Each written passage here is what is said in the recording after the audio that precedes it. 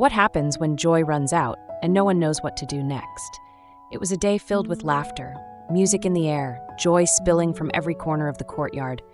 But then, something ran out, the wine was gone, and with it the celebration quietly faded. Mary noticed before the words were spoken. She turned to Jesus, not with fear but with trust. "They have no wine." Jesus looked at the empty jars, ordinary stone, overlooked, waiting. And here is the quiet mystery. God often begins with what we think has nothing left. Fill them with water. As the jars were filled, the moment slowed. The air grew still. Jesus reached out, and the ordinary was touched by heaven. What had been water became wine, the best. This was more than a miracle. It was an invitation to bring what feels empty, to turn back, gently toward the one who restores.